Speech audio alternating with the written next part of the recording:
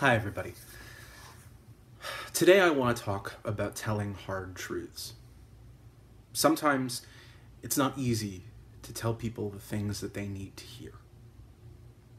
Right now, and for the last 24 hours on the House floor, Representative John Lewis and many other Democratic members of the House of Representatives have held the House floor hostage.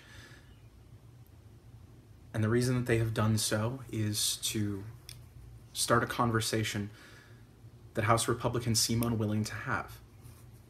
To start talking about harder regulations on firearms in the United States. The ownership of firearms is something that is written into the DNA of this country, written there in the Bill of Rights. Over the course of history, sometimes things need to change.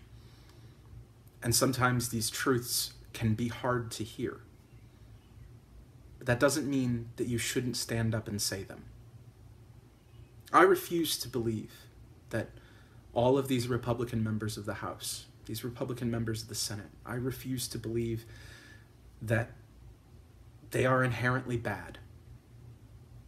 I refuse to believe that they are unwilling to hear reason. But sometimes that reason can be hard to say. It can be hard to tell someone who has dedicated their life to public service that they have made the wrong choice, that they have backed the wrong horse, that once what they have done is wrong. And I wanted to find a speech from Shakespeare that could bring these things into focus. And so I found the Earl of Kent from King Lear. When it comes to telling hard truths, Kent never flinches. His loyalty is so total to Lear that he will even be loyal to the things that he believes that Lear can and should stand for when the man himself does not. Let's take a listen.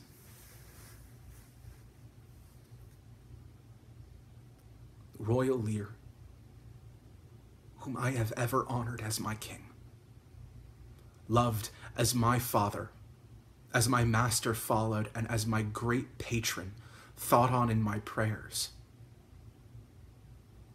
Let it fall, rather, though the fork invade the region of my heart.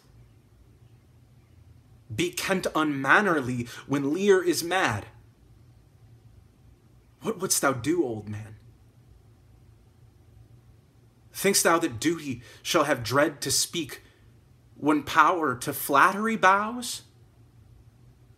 To plainness honor's bound when majesty falls to folly.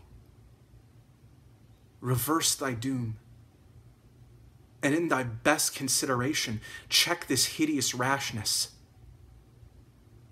Answer my life, my judgment. Thy youngest daughter does not love thee least, nor are those empty-hearted whose low sound reverbs no hollowness. My life I never held but as a pawn to wage against thine enemies, nor fear to lose it.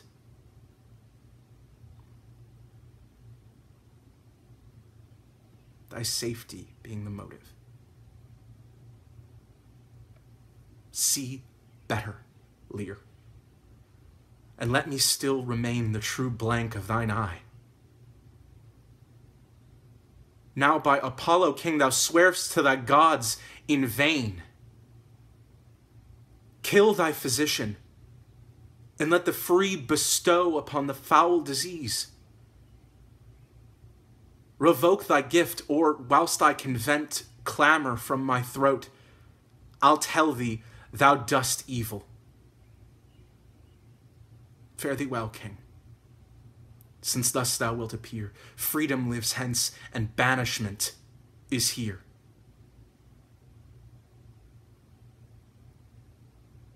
The gods to their dear shelter take thee, maid, that justly thinks and hast most rightly said. And your large speeches may your deeds approve, that good effects may spring from words of love. Thus Kent, O princes, bids you all adieu. He'll shape his old course in a country new.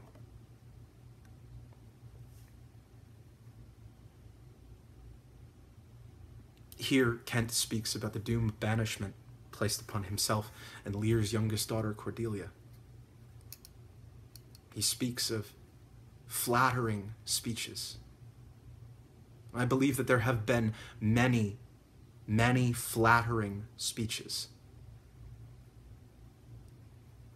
Many moments of silence. Many times when the nation's eyes are damp, that people seek to make us feel some comfort and show us some empathy. When what we need is to hear hard truths, that things have to change. So thank you, Representative Lewis, for being a hero this and so many other times in your life. I look forward to your return to the floor on July 5th. Fight forever.